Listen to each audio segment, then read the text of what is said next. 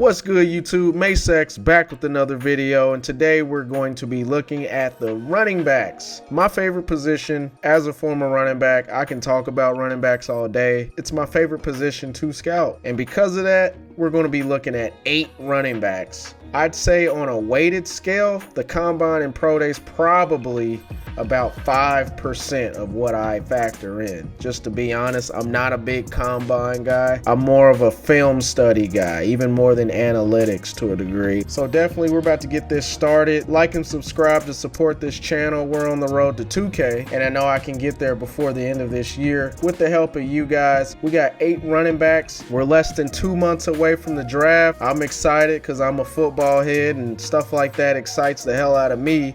So without further ado, let's get to these running backs and let's get to it.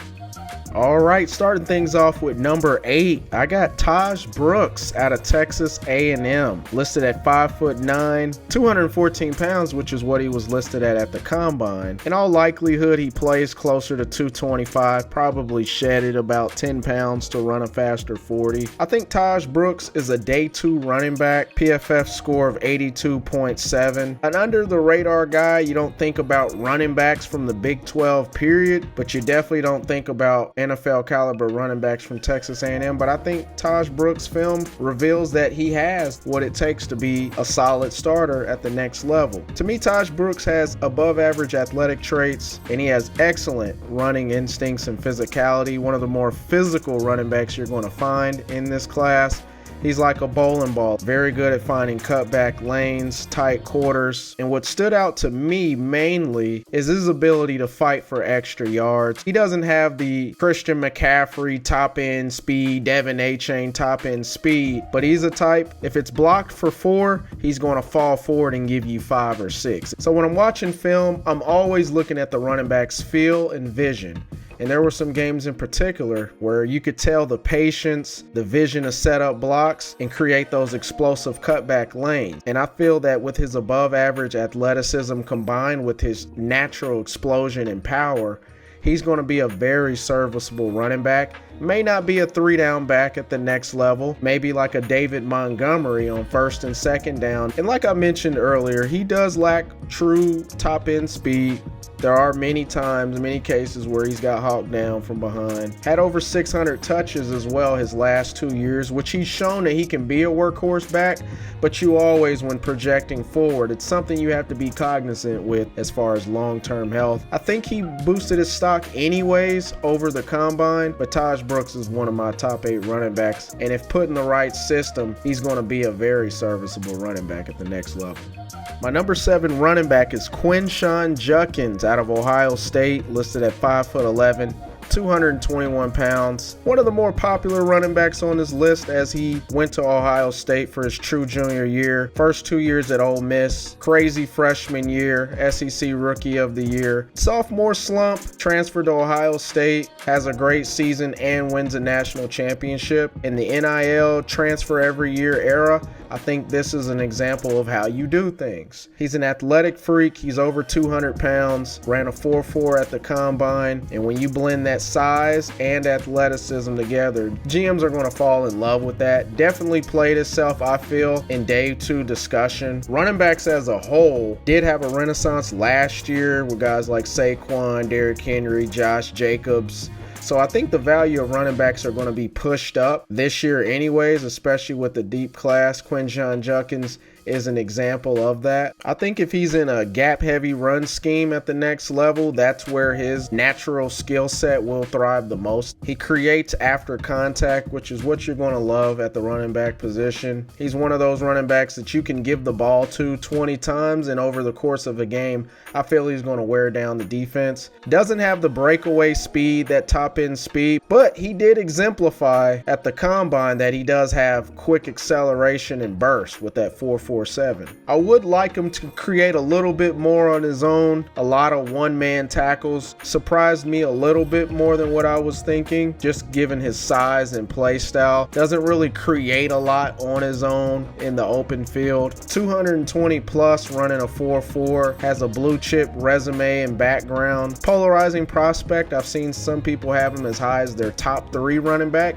and then there are others that have him lower, 8, 9, 10. But I do think that he'll be somewhere in the middle, being the 4th or 5th running back drafted, probably mid-second round. And if he goes to an offensive system that creates downhill schemes, I think Judkins could be a very, very good Pro Bowl-like running back if he reaches his ceiling. Moving on up to my number 6 running back, that's Devin Neal out of Kansas. Listed at 5'10", 213 pounds, PFF grade of 88.0. In his senior year, roughly 6 yards a carry, almost 1,300 yards rushing, 16 rushing touchdowns, 24 catches out of the backfield, showing that dual threat. I think he's a 3-down workhorse, under the radar going to Kansas. I love his resume overall. As a freshman, 18 years old in the Big 12, 700 plus yards. Sophomore, junior, and senior year, 1,000 years in each and every year, 20 plus catches. His resume, given the talent that he had around him, I look at things like that. Whereas Quinshon Judkins, who has all the physical tools, but there are other nuances to the running back position, like vision, for example, and creating in space, Devin Neal is kind of the opposite, where he may not be the most gifted athletically. He didn't run a 4.4 or faster. He's not going to blow you away with his explosion acceleration, but he does have a quick first step. But he's the type of running back that can turn routine plays into really good chunk yardage gains once he finds that daylight. In college, he had over 115 runs of 10 plus yards, and in the NFL, that's the most realistic anyways. Even the elite running backs, you're not bursting 30, 40, 50 yard gains like you are in college. You want that running back with really good vision, patience, first step explosion, and can go out there and get you an 8 to 12 yard play on 2nd and 8. Now, Neal to a degree is system dependent. I think zone schemes would be best for him, one cut ability, because he has that first step explosion, changes direction very well, very fluid, ball security, doesn't fumble the ball. And if we know anything in the NFL, you fumble that ball, especially as a young guy, you might not get back in the game. Catches the ball very well, shown reliability. Like I said, 20 plus catches every year as a starter, thick build, and he's a physical guy, but I think his contact balance could be improved. Kind of like Devin Singletary, where he can be in his prime a starter for 3 to 5 seasons, maybe produce a Pro Bowl or 2 if he reaches his ceiling in a good team. I think Green Bay, Cleveland Browns, I think those are teams that would really benefit from a running back like Devin Neal.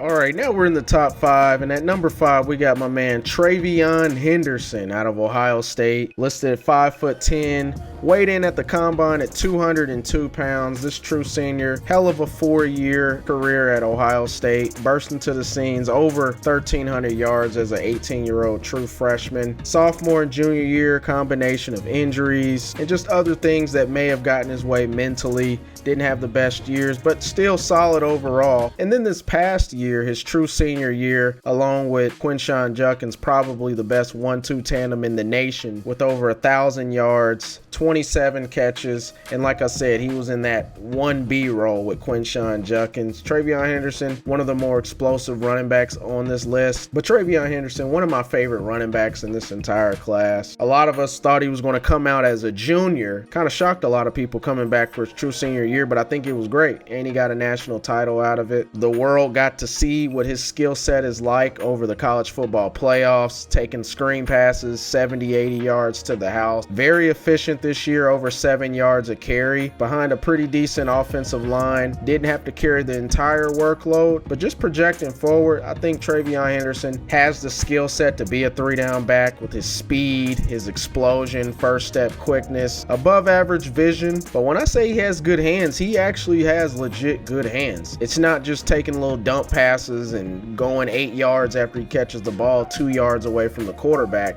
there's been times where he lines up out wide. I think especially if he gets back up to about 210 pounds, he's a running back that can handle 15 to 18 touches in a game, especially if it's a zone heavy system, screen passes, things to get him out in space, because that's where he thrives the most. And given his size, he actually got one of the higher grades for pass protection, and he potentially could be the best running back from this class, to be honest. And yes, that means over number 1. TreVeyon Henderson has that potential. All right, at number 4, we got Cam Skattebo, measured in at the combine at 5'9", 219 pounds. This running back out of Arizona State is probably one of the funnest running backs to watch in this entire class. The most physical by far. I watched on multiple occasions where first down has been picked up, there's not much to come out of it, and he refused to go out of bounds. He planted his right foot and drives right back into the defense. Like, this dude, Cam Skattebo, embraces contact. I mean, he runs with tremendous forward lean and natural leverage. He was listed at 5'11". On film, he looks like he's 5'8", 5'9". He's closer to 5'10" with his shoes off. Elite contact balance. That's what you're going to see over and over again. Mississippi State, 262 yards total, 12 broken tackles in that one game alone. He's a patient runner, and he was at Arizona State, so it's not like he had blue chip 5-star offensive linemen in front of him, but he sets up blockers very effectively. He lets the plays develop. Very skilled as a pass catcher. You wouldn't expect a thumper, a running back mauler, to have natural hands, but he's made a lot of plays with the ball in the air. I remember in the playoffs, out of bounds, feet down, like, really impressive. Exceptional vision. He spots cutback lanes. The biggest thing for him, the elephant in the room that most of you probably already know, is his athletic ceiling. On film, he looks like a mid 4'6" guy. There's a reason why at the combine he didn't run a 40 or do any agility testing, didn't even do any positional work with the other running backs. He's probably one of the more slower running backs, if not maybe the slowest running back if we're talking straight line speed, but he's a football player. And while he may not ever be the most explosive back in the NFL, he's not going to be actually. He's exactly the type of player that's going to be a fan favorite and a team favorite for years to come. He can play all 3 downs. You can put him as a 3rd down back to start off his career because of his understanding of blitz protection, as well as being able to make plays with his hands through the air on 3rd down. I think that he's a blend of, but he kind of reminds me of Alfred Morris, like a smaller Mike Alstott. Analytics aren't going to love him. The draft analysts aren't going to love him because he's not 225 and running a 4.48, but he's just a straight up football player. And I think that Skattebo pretty early is going to let some NFL teams know that they were sleeping on him. Cam Skattebo is definitely one of those running backs we're going to look back on and say, how did he fall to blank round? Now we're in the top 3. The top 3 is going to look pretty similar that you're going to look on the internet, on ESPN, Fox, whatever, NFL Network. The top 3 is pretty much a consensus. Now, my number 3 might be a little bit different than most other number 3s, because my number 3 running back is Omarion Hampton out of North Carolina, listed at 6 foot, 221 pounds. Excellent score, according to PFF, with an 88.2. True junior, who I project as an immediate impact. I think he has day 1 talent, day 1 potential. He's a 3-down back and has the combination of size, power, and burst. Like I said, he's 6 foot, weighed north of 220. I think he'll thrive very well in a scheme where he can build momentum attacking defined holes, like a power scheme, for example. Now, with his size, depending on where he goes, it wouldn't surprise me if he's more of a committee running back, but I definitely see the untapped potential where he's a complete 3-down back. Young guy, 3-year player, can be physical, also has good hands, as exemplified with almost 40 catches his true junior year. Elite burst when hitting the hole. He's a 4.4 guy, hits 0 to full speed in just a few steps. And even at his age, not even 22 yet, I see a willingness to stick his head in there on blitz protection against linebackers. That's going to get you on the field much earlier. Has good contact balance, not the best in the class, but it's definitely really good. Can bounce off arm tackles, keeps the forward momentum going, rarely goes down at first contact. And kind of like Quinshon Judkins, I want to see a little bit more creativity in space. Vision's pretty decent as well, but it's not an elite trait. I think Hampton's going to make his immediate impact day one as a rookie, being placed in short yardage, red zone type of scenarios. And by year two, he's going to have the full keys to himself where he's touching the ball over 200, 250 plus times within a season. Teams running a gap heavy scheme will probably push him up higher on the draft boards. And he's going to be that type of running back that has all pro potential. That means my number 2 running back is Caleb Johnson out of Iowa, listed at 6'1", 224 pounds at the combine, PFF grade of 86.2. And I really like Caleb Johnson, almost 7 yards a carry on the season. Carried that Iowa offense most times of the season. I guarantee you 9.8 out of 10 of you guys don't even know who Iowa's quarterback is. And this is a running back I'm extremely high on, especially if he goes to a zone blocking scheme. He has the potential to lead all rookies in rushing this year. I'm very high on a running back that displays very good vision. I've brought up vision a couple times in this video. He's very decisive behind the line of scrimmage, very important. And then he also has the size, probably plays closer to 230 pounds. What really jumps off the tape for me is Caleb Johnson's ability to make big plays late in the game. 60, 70 plus plays on offense. When everybody's tired, when everybody has their hands on their knees deep into the fourth quarter, he's that type of running back that's clutch. Some games that stood out to me: against Minnesota, over 200 yards, against Maryland, over 160, can handle a huge workload, has a natural forward lean when he runs. And I know he ran closer to 4.6 in the 40. Like I told y'all in the intro, I really don't care about what you run with underwear on in a straight line. He has plenty of games where he exemplified explosion in deep runs. 21 runs just last year alone of 20 plus yards. So no, I don't care about someone straight line 40 in their underwear if you're going to give me 20 plus runs in college of 20 plus yards. If a team's smart, he's a day one guy, maybe the 3rd running back drafted behind Omarion Hampton, who has a little bit more hype and stock right now. I think Johnson has the capability of leading the entire class in rushing for the reasons that I said. This is the type of running back I feel has all pro written all over him, especially if he goes into a zone running scheme where he can use vision, patience, and decisiveness.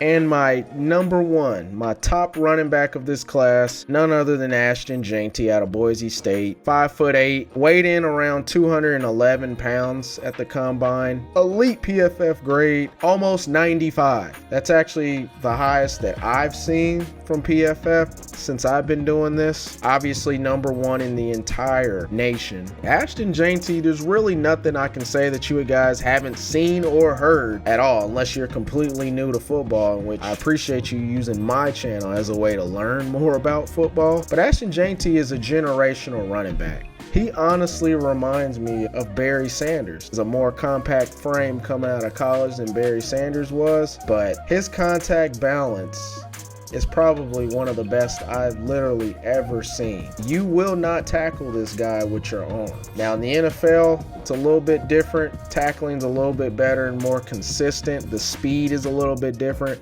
But I think Ashton Jeanty, all pro written all over him. He'll be a perennial Pro Bowler, a perennial starter for this league for the next decade. And I think within 3 years, we'll be talking about is Ashton Jeanty the best back in the NFL. I see 4.4 speed on tape with a skill set that transcends traditional running back archetype, with elite vision, 99th tier contact balance, and just being an explosive playmaker. I think Ashton Jeanty will be a top 10 pick. If Ashton Jeanty stays healthy and has the backing of the organization, he will be one of the best running backs, I think, in this decade.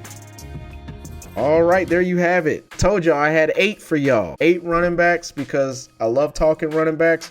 and I wanted to give you a little bit more, especially last month in February. Wasn't able to post as much, so let me give you guys a little bit longer of a breakdown and video. It's post combine. We got pro days all this month in March. I'm doing a 2.0. I appreciate the comments on past videos because I want your guys' engagement. Who did I leave off? You guys were not hesitant on a lot of other videos. Where's this guy? Where's that guy? And some of those, when you're scouting in November, December, you do tend to miss people. I completely understood at this point. Like, yeah, I slept on Mike Green, for example, you know what I'm saying? So, and with this not being my main 9 to 5 like a Mel Kiper, hey, I'm not perfect, but I do feel that my analysis are pretty accurate. You look back on past videos from last year and the year before when I started doing this, I was spot on a decent amount of guys, but I appreciate the support to this point. If you made it this far in the video, like I always say, I deeply appreciate that. We're on the road to 2K, so if you haven't already, subscribe to this video, like, comment. I want to hear your opinions. Who's on here that shouldn't be on here? Who's not on here that needs to be on here? Say it, and say it with your chest, because I'm likely right and you're wrong, but your opinion is definitely invited, and I don't mind debating anybody in the comment section. Come on, bring it on. With all that said, be on the lookout for the next video. I'll see you guys later on. I got to go.